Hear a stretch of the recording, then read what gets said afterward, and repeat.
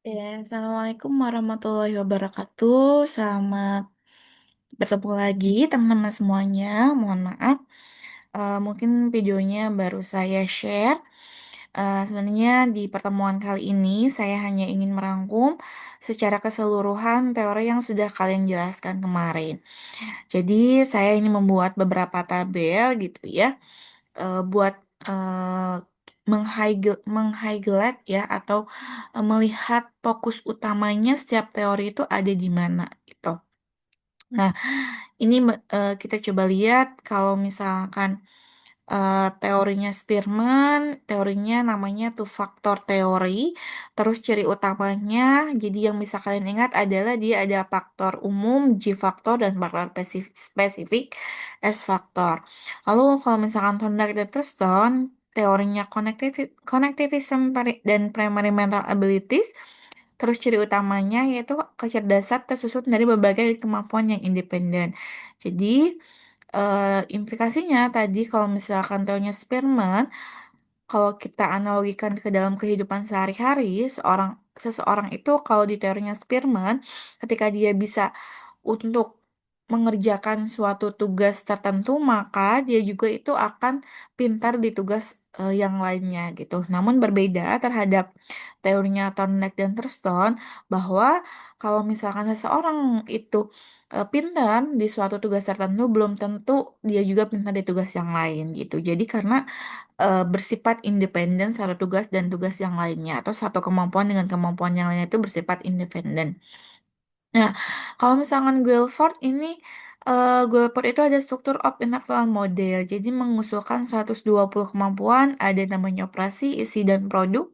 Ini kecerdasan itu lebih beragam gitu ya, lebih luas gitu kalau dia dari Guilford ini itu. Jadi kita bisa melihat kalau misalkan di kehidupan sehari-hari itu banyak sekali kemampuan yang kita bisa lihat gitu dan antar kemampuan itu belum tentu juga saling berkaitan. Tuh.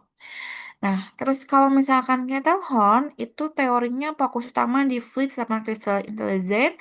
Jadi fokus utamanya kalau misalkan fluid intelligence itu terkait dengan kemampuan seperti pemecahan masalah dan tidak bergantung kepada pengalaman. Jadi kalau bisa kita katakan fluid intelligence itu berasal dari genetika gitu ya gitu. Tapi kalau misalkan kesehatan intelijen itu sangat dipengaruhi oleh pendidikan dan sangat dipengaruhi oleh lingkungan. Ya contohnya mungkin kemampuan kosakata kita, kemampuan apa ya, kemampuan bahasa kita gitu. Itu tergantung dari bagaimana lingkungan mempengaruhi kita, bagaimana pembelajaran mempengaruhi kita.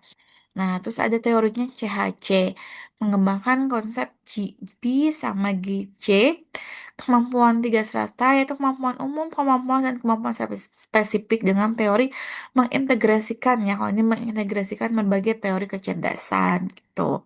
Dan Kettlehorn Carroll ini itu juga banyak dipakai rujukan sebagai asesmen. Terus ada teorinya Wechsler. Wechsler itu berfokus pada pengukuran IQ gitu ya, yang mana ada IQ verbal, IQ performan. Nah, terus ada lagi yang lain adalah Gardner.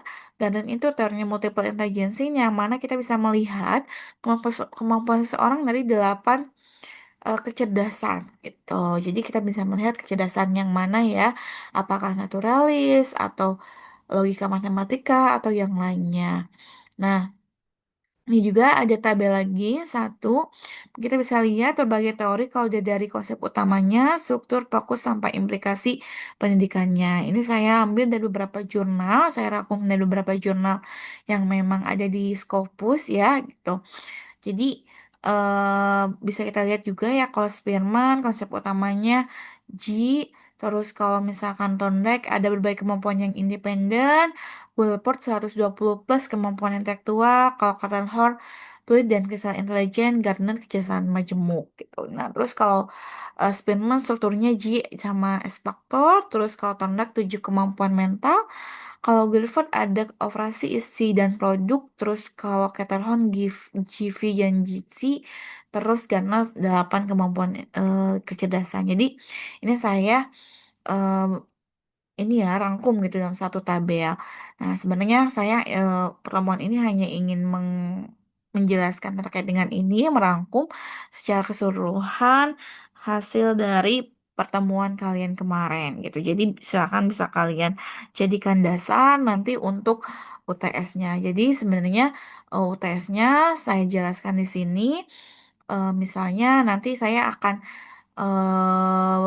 ini ya, apa akan tuliskan dalam sebuah kertas, nanti kalian akan mengambil contoh misalkan konsep utama dari teorinya Spearman apa. Nah, kalian bisa jelasin konsep utamanya. Terus misalkan konsep utama atau struktur dari teorinya Gardner itu apa, kalian bisa jelasin. Nah, jadi kisi-kisinya dari si tabel ini. Jadi nanti saya akan menanyakan konsep utamanya, struktur fokus sama implikasinya sama ini juga ya ciri utamanya. Paling itu teman-teman untuk eh, persiapan UTS gitu ya. Jadi mungkin teman-teman beberapa pertemuan ada yang kita padatkan. Jadi mungkin kalau kita hitung sebenarnya pertemuan kita itu eh, kurang dari 8 ya, tapi ada satu pertemuan yang dipadatkan gitu. Jadi mudah-mudahan semua itu merangkum ke 8 pertemuan sehingga nanti sampai UTS itu bisa 8 gitu ya. Gitu teman-teman. Jadi sih khawatirnya ada yang bertanya-tanya kok masuknya nggak sampai ke 7 pertemuan gitu ya. Kan UTS itu harus sampai 7 pertemuan. Nah, tapi ini saya beberapa padatin gitu ya pertemuannya karena kita libur. Jadi mudah-mudahan itu sudah mencakup 7 pertemuan dan kedelapannya UTS. Gitu paling ya teman-teman semuanya.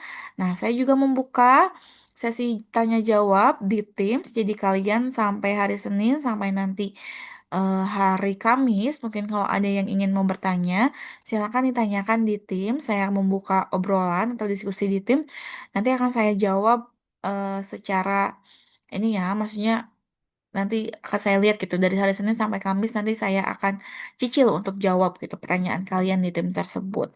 Gitu paling teman-teman semuanya. Terima kasih atas kooperatifnya untuk teman-teman yang kelasnya jam 10 nanti saat UTS akan dipandu oleh Mbak Hilda.